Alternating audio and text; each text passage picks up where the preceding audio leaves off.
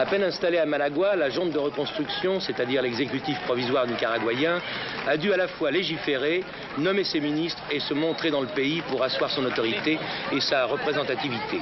Sa première visite a été pour Monimbo, un faubourg populaire de la ville de Masaya, proche de la capitale. Une visite, ou plutôt un hommage à la première population citadine à s'être ouvertement insurgée, les armes à la main, contre les soldats de Somoza au nom du Front sandiniste de libération. Et cela dès le mois de février 1978.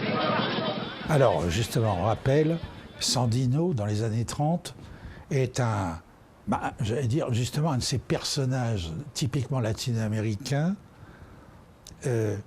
patriotes, socialement progressiste, favorable à une réforme agraire pour démocratiser la société nicaraguayenne et qui a tenu tête aux agents des États-Unis et aux dictateurs locaux.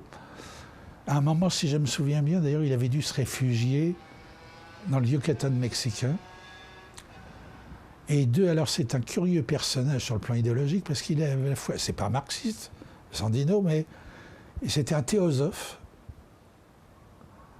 social. Dieu avait voulu que les hommes soient égaux, quoi. Et en même temps, c'est toutes les contradictions de l'Amérique latine. Et au fond, Che Guevara aurait pu rester là, d'une certaine manière. Et alors, du coup, oui, Sandino, fin tragique, et zigouillé comme tant d'autres, et du coup, il devient un mythe.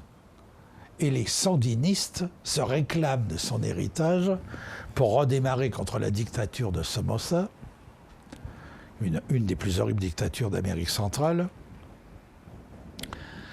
une lutte de guérilla, de lutte populaire prolongée. Alors je ne me souviens plus les chronologies exactes, mais finalement, Somoza s'effondre, les sandinistes entrent dans Managua, prennent le pouvoir avec Ochoa. Ochoa qui se proclame ouvertement marxiste-léniniste. Première expérience sandiniste, révolutionnaire, avec un pays très pauvre, ou même quand on distribue la terre, si on distribue du crédit avec, ça a un hectare de terre à faire pousser des haricots merdiques, c'est pas vraiment un progrès énorme. Et en plus des erreurs, et en particulier avec les minorités ethniques de la côte atlantique, les Indiens, comment s'appellent-ils déjà? Mestitos. Ce que la CIA s'est admirablement utilisé au nom d'un irrédentisme ethnique et des erreurs des sandinistes, ils réussissent à monter des groupes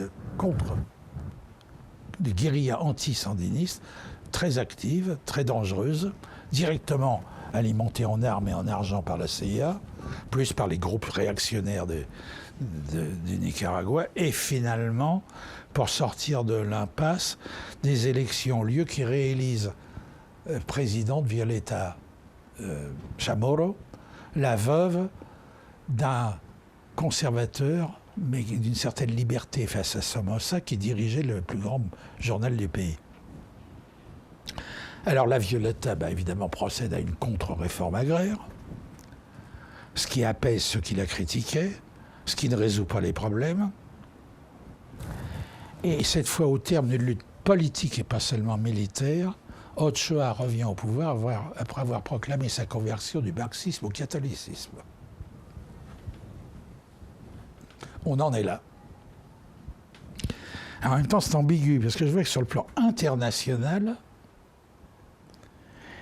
il essaye de nourrir des alliances qui iraient plutôt à gauche. Sur le plan intérieur, néo-catholique, lui qui était marxiste, pourquoi pas, mais un peu surprenant. Et surtout, alors c'est que, comme toujours, phénomène de pouvoir, quand les sandinistes étaient au pouvoir, corruption, perversions diverses, comme si c'était une fatalité des élites dirigeantes, fussent-elles marxistes en Amérique latine. Ce qui a puissamment contribué aussi à leur impopularité. Alors, qu'est-ce qui reste du sandinisme? Là encore, une nostalgie. Est-ce qu'il peut surgir un néo-sandinisme? Peut-être, je ne sais pas. Et je ne suis pas retourné au Nicaragua depuis 6 ou 7 ans, ce qui fait que, bon, j'ai un peu perdu le contact.